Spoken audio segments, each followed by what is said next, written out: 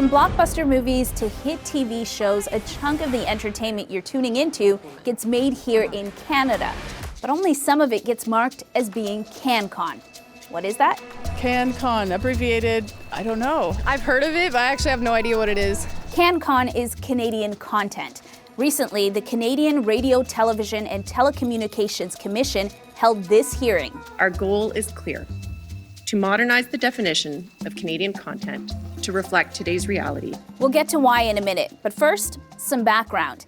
Going back decades, broadcasting laws and the regulator, the CRTC, ensured that a percentage of what broadcasters air is Canadian programming. We are a small market in a big world, and we sit next to a very experienced, prolific producer of content, and there should be some shelf space for the Canadian stories so that Canadians can also see themselves in their own experience. So what makes content Canadian? The CRTC set up a system in 1984. If it's like mostly created in Canada and stars Canadians. That's part of it, but there's more.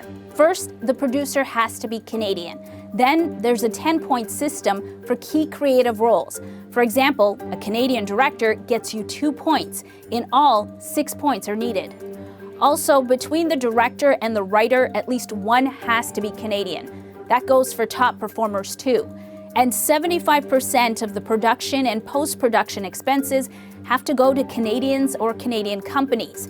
Insiders say having this kind of criteria for CanCon is crucial for many reasons. There are subsidies that are provided at the provincial level to support the production of content.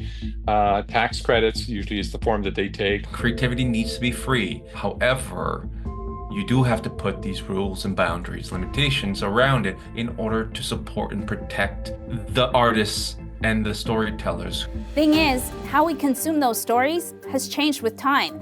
The 2023 Online Streaming Act updated broadcasting laws to include online content delivering services.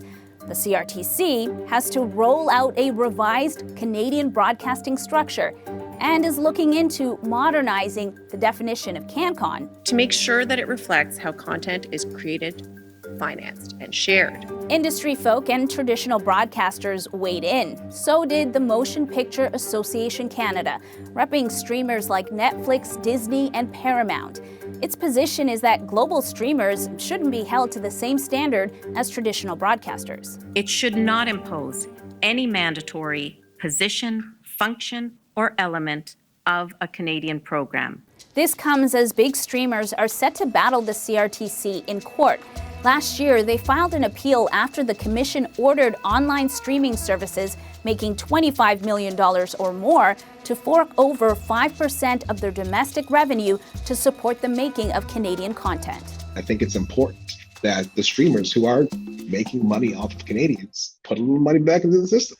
Back to the hearing to define CanCon. The Commission proposed a 15-point system which would require more Canadians to fill crucial creative roles. Also discussed intellectual property rights and whether cultural elements should be in the mix, like Canadian history. In a time where we're really focusing in on buying Canadian, I think it's important that we do the actual thing we're talking about, take care of our national voice. There are more CRTC hearings to come, all tied to the future of Canadian broadcasting. But whether CanCon's definition gets a reboot or sticks closely to an old script, that's still a cliffhanger.